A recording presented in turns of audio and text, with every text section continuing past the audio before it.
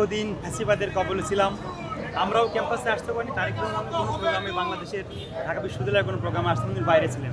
তো উনি ক্যাম্পাসের বড় ভাই হিসেবে উনি ক্যাম্পাসে আসলে সাধারণ শিক্ষার্থীদের মাঝে একটা অন্যরকম আমরা উজ্জীবিত ভাব দেখি। ওনারা খুবই সাধারণ শিক্ষার্থীরা খুবই উচ্ছ্বাসিত হয়, সাথে সাথে দলের নেতাকর্মী যারা আছে এরাও খুব উচ্ছ্বাসিত হয়।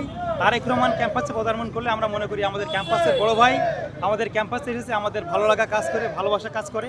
আমরা নেতাকর্মীদের ভিতরে আমার নতুন প্রাণের সঞ্চার হয়। মনে হয় যে আমরা গণতান্ত্রিক বাংলাদেশে যাত্রা শুরু হয়েছে তারেক রহমান নেতৃত্বে, সেই যাত্রায় ক্যাম্পাসে তারেক রহমান আসছেন।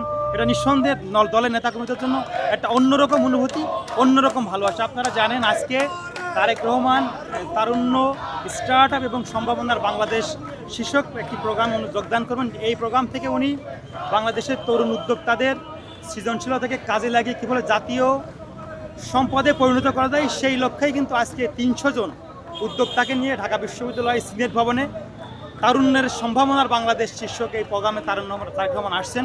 এই প্রোগ্রামে উনি তরুণদের উদ্দেশ্যে, তরুণ উদ্যোক্তাদের উদ্দেশ্যে এই তরুণ উদ্যোক্তাদেরকে কী করে বাংলাদেশের সম্পদে পরিণত করা যায় সেই লক্ষ্য নিয়ে কিন্তু উনি দিক নির্দেশনার বক্তব্য দিবেন।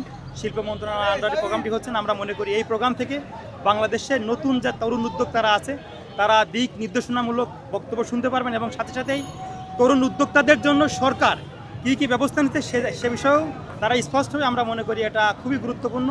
এই সম্ভাবনাময় তরুণ উদ্যোক্তাদের জন্য এই তরুণ প্রজন্মকে কাজে লাগিয়ে বাংলাদেশ কী করে আরও সমৃদ্ধির পথে যায় সেই দিক নির্দেশনা এই প্রোগ্রাম থেকে তারেক রহমান দেবেন। আমরা মনে করি যে এটা তরুণদের জন্য, আগামীর বাংলাদেশের জন্য, সবার আগে বাংলাদেশ বিনির্মাণ করার জন্য একটি অনন্য ভূমিকা পালন করবে। এবং আমরা মনে করি এই সংসদটাই এমন সংসদ, এই সংসদে আমিও 2-3 দিন সংসদ দর্শনার্থী দেখতে গিয়েছি।